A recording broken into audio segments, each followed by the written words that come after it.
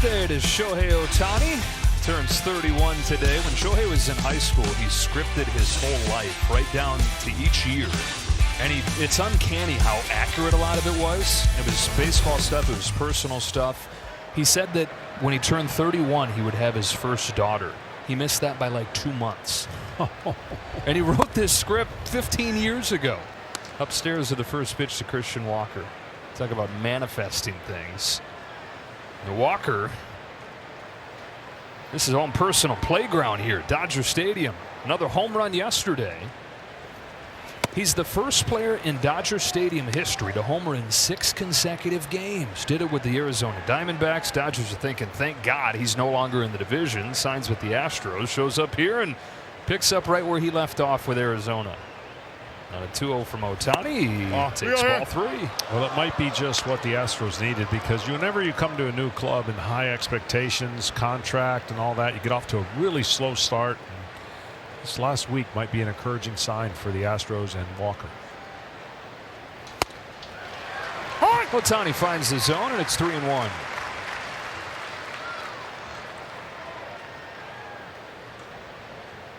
Shohei in his 5th season as a two-way player. Fires a 3-1 pitch. Gets a fastball by him. Last 3 years that he was a full-time two-way guy, 2021 through 2023, only Aaron Judge had a better OPS at the plate, and only 2 starting pitchers had a better ERA on the mound than Ohtani's 284. He doesn't just do both, he stars at both. Here's his payoff. A lot of people thought I was crazy a couple years ago making a comment to just kind of give the ultimate compliment I can, knowing it would never happen. If all he did was pitch and didn't hit, he'd be the best pitcher in baseball. And people looked at me like I might have lost my mind. But the reality is we're never going to see it, so it can't be proved. But my point is he's so talented on the mound, we're only getting a glimpse of what he can do because he's so good at the plate. And so his ability, whether it's 3-0, come back and get a strikeout, he would be the best pitcher on the Dodgers if he was healthy for the postseason because of his heartbeat, because of his athleticism. I'm just telling you, we haven't seen the full greatness until these next couple years if he stays healthy. The discipline, the restraint, and you see it in so many different ways. You see it with the way he handles his day. How about budgeting 2 schedules? His schedule to train as a hitter, his schedule to train as a pitcher, both full-time jobs. And that's Ouch. my point. Like when Jacob deGrom was on top of his game, yeah, he had to hit a little bit because they still hit in the National League, but he was training to pitch, and he pitched at the highest level.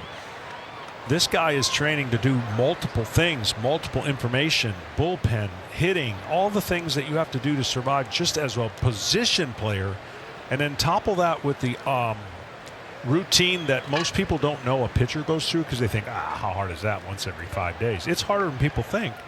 And he's doing it in a rehab form coming back. Well, we know about the athleticism, and you see how explosive and graceful he is as an athlete, but one of his biggest superpowers is his intentionality and his thoughtfulness with his schedule and how diligent he is down to the minute each day to be able to make both these things happen.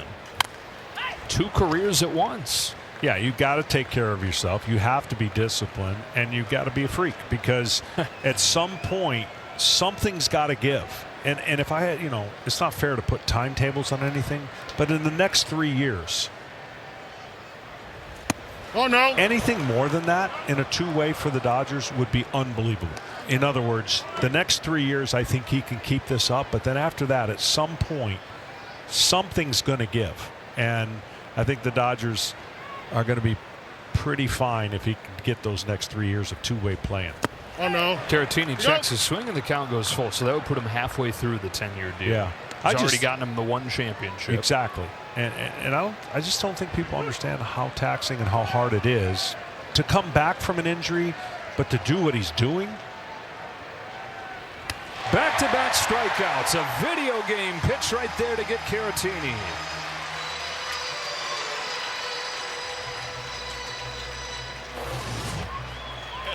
I mean, he just, again, is in the right place at the right time mechanically, throws all the pitches that you want for all the alleys to give a hitter a nightmare. And it doesn't look like it, just looks effortless. And that's to me, if he can stay away from 100-mile-an-hour fastballs, then I think he's got a longer shelf life. So you don't like seeing, like we saw last week, 101.7 fastest pitch of his career. It's okay when you know you're only going an inning or two. I just don't think it's long-term 5-6 innings. Diaz down the line, foul. Because, you know, the reality of how many times will he pitch 5 innings this year? It may not have been might be a couple. But that's taking into effect the Dodgers get all their guys healthy that they've all assembled in their rotation. And then what do you got? I mean, you just it's got pretty incredible choices that Dave Roberts will have down the stretch. He told us today Tyler Glasnow is going to make his return off of the injured list Wednesday in Milwaukee.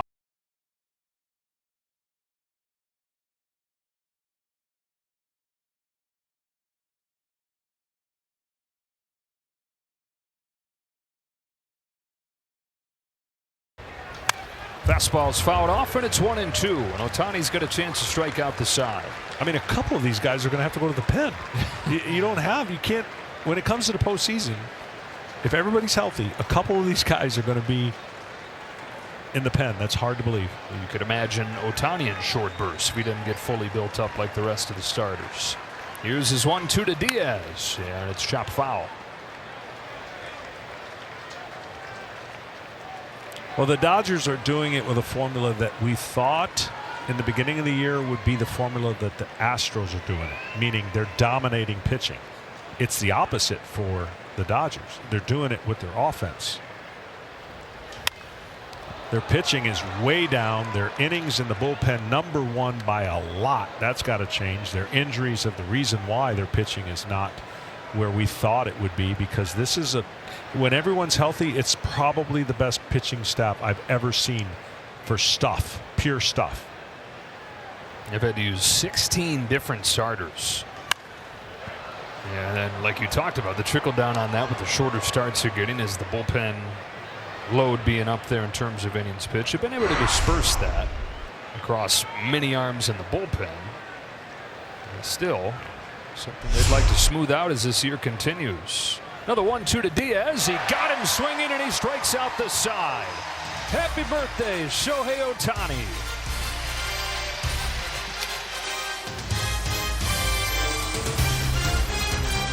For the Astros, trying to make it a perfect 25 out of 25 to open this season.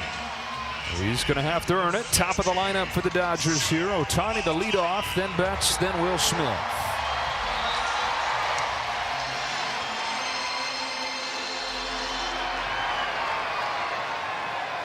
Ohtani today is 0 for 3.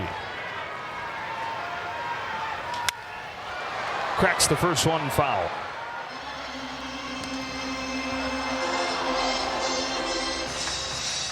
Ohtani has actually never faced Josh Hader.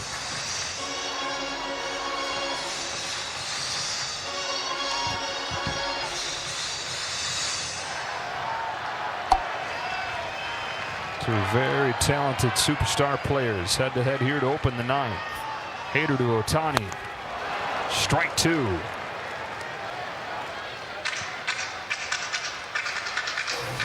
So tough to hit. A left-handed batter to hit off of. All arms and legs coming at you.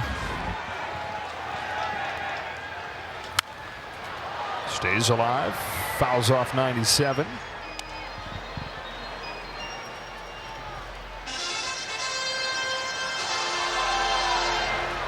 Ohtani looking for his first hit of this series. Yeah, that tormented the Astros when he was with the Angels. Leading off the ninth inning against Josh Hader. And taken in the dirt, 1-2. The Astros 3 outs away from getting their 28th win in their last 38 games. It'd be an 18th in their last 23.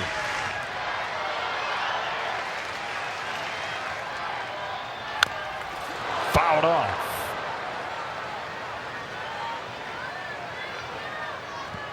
Done it against even the best teams. 11-2 against first place teams are the Astros. Ohtani in some pain after fouling that ball off his front foot.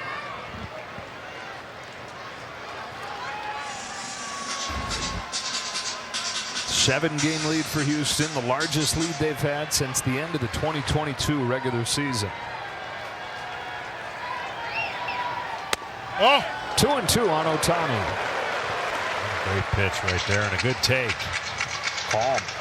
Now, if he starts this slider on that side of the plate on the outside, it would be very difficult for Ohtani to stay off of it. Because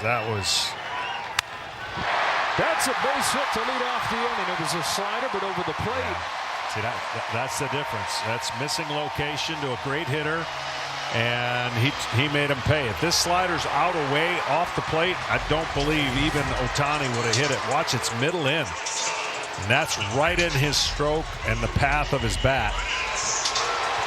And that's just a mistake. Two-strike mistake. Brings a tying run to the plate when you know Mookie Betts, even though he's having a good day with 2